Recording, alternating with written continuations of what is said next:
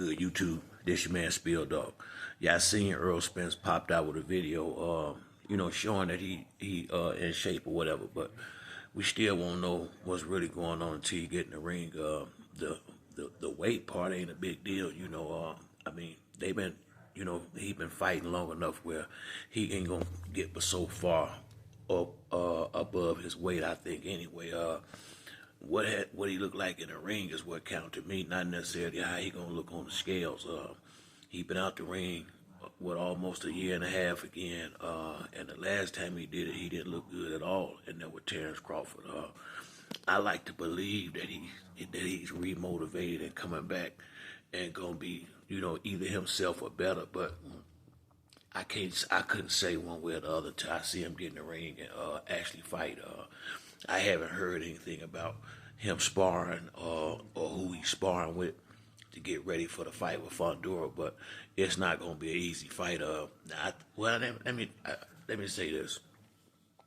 I ain't gonna say it, but like if he's back to being himself again, the real Errol Spence, he should get Fundora out of it in about 7 to 8 rounds. Fundora, he got a jab. Fundora throw a lot of punches, but most of it is little weak jabs. He don't have nothing on the jab, and it's not real fast. It's just something to make a guy have to reset a lot, depending on how he go about getting on the inside. But if Spence can get on the inside, which he should be able to fairly easy, that body right there, he can work that body for 4 or 5 rounds and have him ready to go by the 6th or 7th round. I wouldn't even waste a lot of time if I'm Spence with shots up top in the early rounds. I would focus solely on that body if I was him. I mean, you're gonna get a couple of head shots, but for the most part, if I'm Spence, I'm breaking him down from round 1 on the body side and get him where he gonna stand still. And because Fundora, although he's a taller fighter, he actually seemed like he liked to fight on the inside where he can get that uppercut in. That's a punch you gotta watch out for. Fundora and Crawford both got real long arms, and depending on how they standing and what angle they coming from, sometimes you can't see that uppercut coming. Now, once again, Fundora don't have nothing on his punches. To me, I don't see no power there, so I don't think it's a lot of, as far as him hurting Spence early, I don't see that. The only way I see Spence getting hurt if it's an accumulation of punches over a number of rounds. But once again, Fundora is a little overrated because of that fight with TMZ. And if y'all see, TMZ haven't looked good since he started fighting upper level competition. I was never sold on TMZ. That's why I wanted Keith Thurman to get that fight, him or Errol, because I knew Zoo ain't beat none of these top American welterweights. He just, the way he fight, straight ahead, thinking he gonna bully dudes, that ain't gonna work over here. And he got exposed. It started in the Fundora fight, but that last fight, the cat, it's out there in the open now. So, TMZ, if he want to make a name, he better stay in Australia fighting them dudes over there where he already been having success, but he can't deal with these guys over here that know how to come in from angles and got good movement. He a straight up and down fighter. Fundora is pretty much the same thing, straight up and down, and coming, he gonna have a weak jab and he trying to get that uppercut in. Basically, that's to me his best power punches, his uppercut. But I just don't see, if Spence has been sparring consistently, which I'm not sure he ever haven't, and I don't know who training him, don't know none of this, but depending on who he working with, I just don't see Fundora should be a hard fight for any of these top guys. Yeah, he's tall, yeah, he's rangy, but we done already seen him get knocked out. The fight before TMZ, people forget he wasn't beat, he was knocked out, so that matters. So it ain't like he can't be knocked out. We done seen him knocked down by Erickson Lubin. I mean, like I said, we've seen him very vulnerable, and to me, in the ring. I think Spence is a lot better than Erickson Lubin, and I think Lube could have won that fight with Fundora if he, had a little bit more movement about his game that night. I think Spence will move around enough to not just be standing straight in front of Fundora all night. And I just think if he backed himself, he should be able to break this dude down in 7 to 8 rounds. Fundora, once again, his biggest asset is his height and reach. And that ain't saying nothing, because that means it ain't about, I'm not speaking on his skills, because, yeah, he can box, but his height and reach is what's been getting him by. And when you put him in there with elite level fighters who know how to get on the inside and put punches together, he gonna have a problem.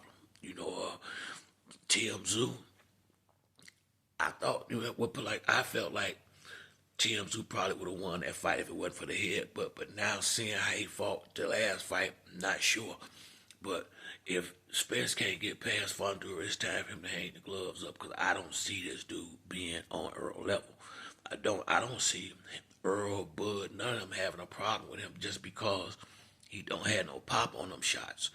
And elite level fighter gonna know how to get around that jab. You may give him a problem for a few rounds, but they gonna figure a way how to get around that jab, get on the inside, start banging that drum. And I just think if Spence is anything what he used to be, he can get on that body and he gonna work that dude. And second half of the fight is gonna be, it's just gonna be a matter of time type situation. But that's if he's still himself. Earl ain't been himself since, I would say, the fight with maybe Ugas or Danny Garcia. I would say more Danny Garcia was the last time he really looked good in the ring. He won against Fundora. Against Ugas, but he took a lot of punches, in my opinion, that he shouldn't have taken. He was getting caught with a lot of shots that I felt like he should have been able to get away from. So I was concerned way back then. And I think Derrick James taking on all them fighters hurt his development to some degree, because you can see the chemistry wasn't there when he fought Crawford and they had the media day workout. The chemistry was terrible between Spence and Derrick James when he was holding the mitts, and I felt like either that was from him fighting other fighters, or as we see how it got after the fight, it was a problem somewhere with him and Errol that hadn't been addressed. And the worst part about it, Errol didn't even know he was upset with him. You could tell Errol got completely caught off guard, and that just goes to show you how close they really wasn't. Their relationship is just solely the boxing, it seemed like. So, when it ain't no friendship there, it ain't no friendship there. And that's obviously the case with them two. So once again, don't know who Spence got training him. Don't know if or who he been sparring with. So I can't go out here and say, yeah, Earl gonna do this, do that. I can't say that. I would like for him to, but the last time I seen him in the ring, he didn't look good at all. So I mean, whether he was hurt, whatever the case may be, all I can go is by what my eyes saw, and I ain't never heard nothing about him hurt or injured before the fight with Crawford. So, and hell, that fight been so long ago. I mean, I just think he stay out the ring clearly. I mean, entirely too long to be at optimum level, but I could be wrong. I really hope that he back. I hope that he can reclaim that glory he once had in the ring. But you gotta have that dedication. Gotta be there. And who knows? Is he still dedicated to boxing? Is this still his first love? Who knows? It could just be a little side thing to him now, or a way to pick up a bunch of money and go home. Now, I don't know. A couple $1 million. It ain't hard to get a man to come out the house to come get that. He done lost the fight already, so we just gotta see how he come in the ring. Sometime after a guy lose, they don't care no more. They just want the money. So until he get in the ring and fight, I couldn't say if he fighting for money or really fighting because he still trying to be the best. I don't know. I know money is the biggest motivating factor for him nowadays. I do know that. So, If you just coming in there for the money, he might lose.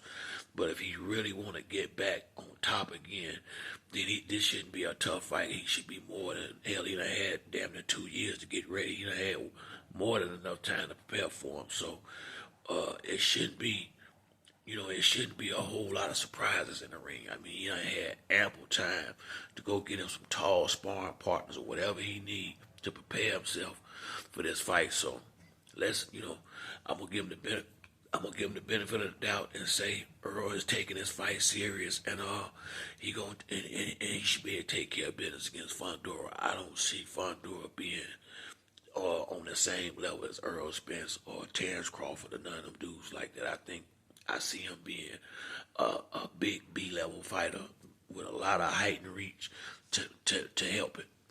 But that's it for me on this video. If you like the video, like and subscribe. Till the next time, it's your boy Spill Dog. I'm out.